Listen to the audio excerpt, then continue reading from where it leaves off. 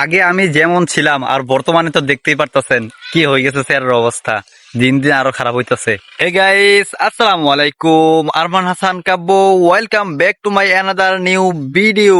আজকের ভিডিওটা হবে খুবই মজার, কারণ আজকে দেখাবো আগে আমি কেমন ছিলাম আর এখন আমি কেমন।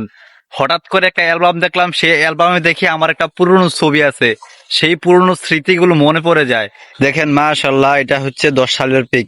কত সুন্দর ছিলাম। ছোটবেলা মনে হয় ফিরে যেতে পারলে খুব ভালো হইতো।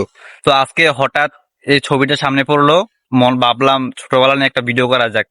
তো যেই কারণে এই ছবিটা হাতে নেওয়া। তো গাইস, আস্তে আস্তে আমার সব পিক গুলো দেখাবো।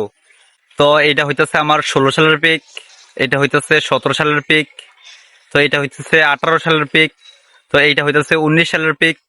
বাই দা ওয়ে গাইস, এটা হচ্ছে আমার 20 সালের পিক, দেখতেই পাচ্ছেন কেমন।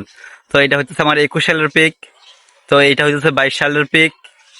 তো গাইস, এইটা হচ্ছে আমার 23 সালের পিক, এইটা হইতেছে 24 সালের পিক। গাইস দেখতে পাচ্ছেন 25 সালের পিক, মানে 25 সালে একটু পরিবর্তন হয়েছিল, আর 26 সালে তো আমাকে রিয়েল দেখতেই পাচ্ছেন। তো গাইস, এই ছবিটা দেখে ছোটবেলার কথা মনে পড়ে গেল। মানে এই ছবিটা ভুলতে দেয় না আমার শৈশব। শৈশব কি কাটিয়েছে এই ছবিটা আমাকে ভুলতে দেয় না, মনে করে দিল সেই ছোট্টবেলার স্মৃতিগুলো। তো গাইস, সবগুলো দেখার পর মনে হচ্ছে ছোটবেলায় ভালো ছিলাম, এখন বড় হয়ে খুব খারাপ হয়ে গেছি। খারাপ বলতে চেহারার অবস্থা দেখেন কি হয়েছে। আগেরটা দেখেন, কত স্মুথলি একটা চেহারা ছিল আমার, খুব সুন্দর ছিল চেহারাটা। তো এখন দেখেন খারাপ হয়ে গেছে। তো আজকের ব্লগ এতটুকুই। আপনারা ভালো থাকেন, আমি ভালো থাকি, আর আমার জন্য সবাই খাস করে দোয়া করবেন যেন আল্লাহ তাআলা সুস্থ এবং ভালো রাখে আমাকে।